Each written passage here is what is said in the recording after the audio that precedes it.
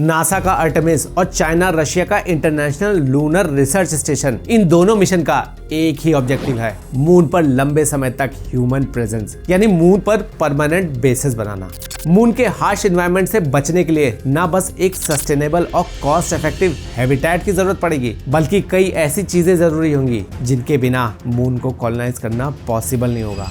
दोस्तों, मून पर इफेक्टिवली बसने के लिए सबसे पहले जरूरी होगा एक सेफ, रिलायबल और cost effective mode of transportation, जो बहुत सारे लोगों को अर्थ से मून तक लेकर जा सके। अभी प्रेजेंटली यूज होने वाले रॉकेट्स ज्यादा लोगों को लेकर नहीं जा सकते, साथ में ये बहुत एक्सपेंसिव भी होंगे। स्पेस टेक्नोलॉजी में जो रिसेंट एडवांसमेंट्स हुई हैं, जैसे कि रीयूजेबल लॉन्च व्हीकल्स और इन ऑर्बिट रिफ्यूलिंग, ये कॉस्ट कम करने के साथ साथ पेलोड कैपेसिटी को भी बढ़ाने में मदद कर सकते हैं। दोस्तों, इलॉन मस्क की स्पेसएक्स स्टारशिप रॉकेट्स डेवलप कर रही है, जो एक साथ 100 लोगों को मून और मार्स तक ले जाने का दावा कर रही है। ये रीयूजेबल रॉकेट्स कॉस्ट को काफी कम कर सकते हैं। वैसे इसके डेवलपमेंट में कई चैलेंजेस आने वाले हैं, जैसे कि अभी रिसेंटली टेस्ट फ्लाइट में स्टारशिप एक्सप्लोड कर गई थी। देखते हैं कब तक ये फुल्ली डेवलप हो पाता है। दोस्तों, लूनर कॉलोनाइजेशन के लिए जरूरी है थ्राइव करना, ना कि बस सरवाइव करना। और थ्राइव करने के लिए बेसिक मिनिमम रिक्वायरमेंट से कहीं ज्यादा चीजों की जरूरत पड़ेगी। यहाँ कुछ घंटे या कुछ दिनों की बात नहीं है, बल्कि सालों साल तक रहने की बात है। वैसे अच्छी बात यह है कि मून पर कुछ बेसिक रिक्वायरमेंट्स तो आसानी से पूरे हो सकेंगे, जैसे कि सनलाइट। मून पर सनलाइट अर्थ जैसी ही मिलती है। अर्थ की तरह मून पर भी दिन और रात का साइकिल होता है, लेकिन ये साइकिल अर्थ से कहीं लंबी होती है। Moon per day night cycle लगभग 30 अर्थ डेज की होती है, जिसमें लगभग 15 दिन तक दिन और 15 दिन तक रात होती है। बात करें पोल्स की, तो मून के पोल्स पर अर्थ की तरह कई दिनों तक लगातार सनलाइट मिल सकती है, लेकिन यहाँ सूरज कभी हॉराइजन के ऊपर नहीं जाता, यानी मून के पोल्स पर सनलाइट की इंटेंसिटी बहुत कम होती है। दोस्तों, अगर मून पर सोलर पैनल्स लगा दे तो इतनी पावर जनरेट कर सकते हैं जितनी वहां के परमानेंट सेटलमेंट्स के लिए काफी होंगी। हमें पता है मून पर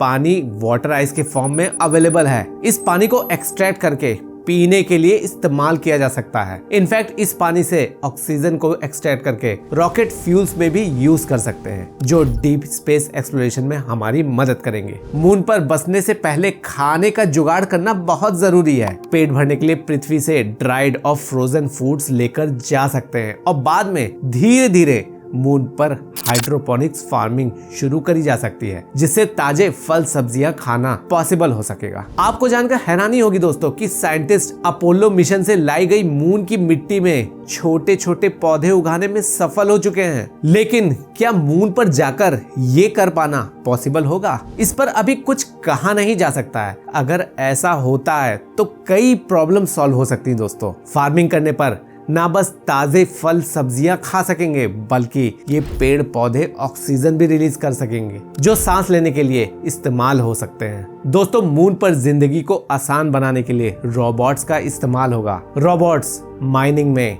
घर के 3D प्रिंटिंग में, कंस्ट्रक्शन में, यहाँ तक कि अनचार्टेड एरियाज को एक्सप्लोर करने में मदद कर सकते हैं। अब बात आती है मून पर ट्रांसपोर्टेशन की। एक जगह से दूसरी जगह जाने के लिए सभी मून ड्वेलर्स के पास एस्ट्रोनॉट सूट्स तो रहेंगे, लेकिन मून पर दूर दूर तक जाने के लिए उछल उछल कर पैदल जाना आसान नहीं होगा। मून वॉकिंग बहुत थका देने वाला एक्सपीरियंस होता है दोस्तों। ऐसा मैं नहीं बोल रहा हूँ, ऐसा वो एस्ट्रोनॉट्स बोल रहे हैं जो मून वॉक कर चुके हैं। इसीलिए मून पर इफेक्टिव ट्रांसपोर्टेशन यूज करना बहुत जरूरी है, जैसे कि मून ट्रक्स और एलटीवीज। मून ट्रक्स जिसके प्रेशराइज्ड क्लोज केबिन में एस्ट्रोनॉट्स आराम से बिना सूट पहने बैठ सकते हैं और दूर दूर के एरियाज को एक्सप्लोर कर सकते हैं। आपको बता दूं दोस्तों, जापानीज स्पेस एजेंसी जैक्सा ऐसे मून ट्रक्स बनाने के लिए टोयोटा से बात कर रही है। मून ट्रक्स के अलावा कम दूरी पे जाने के लिए अनप्रेशराइज्ड एलटीवीज का भी इस्तेमाल हो सकता है। आर्टेमिस मिशन के लिए एलटीवीज लॉकहीड मार्टिन और जीएम जैसी कंपनीज डिजाइन कर रही हैं। लॉकहीड मार्टिन दोस्तों वही कंपनी है जो F-16 और F-35 जैसे फाइटर जेट्स बनाती है। मून पर रहने पर कोई इमरजेंसी आ जाए या फिर पृथ्वीवासियों के साथ बात करने का मन करे तो उसके लिए एक इफेक्टिव कम्युनिकेशन बहुत जरूरी है, जो फास्ट होने के साथ साथ रिलायबल भी हो। फिजिकल हेल्थ के लिए अर्थ से मेडिकल सप्लाईज लेकर मून पर जाने का प्लान है, लेकिन मेंटल हेल्थ को कैसे मेंटेन करेंगे? इसके लिए जरूरी होगा लोगों का आपस में सोशली कनेक्ट रहना। अगर एक कॉमन लैंग्वेज होगी तो कम्युनिकेशन आसान हो जाएगा, वरना अलग अलग देश के लोग आपस में कैसे कम्युनिकेट करेंगे? उनकी भाषा तो अलग अलग होगी। अलग अलग भाषा बोलने में सीन कुछ ऐसा होगा।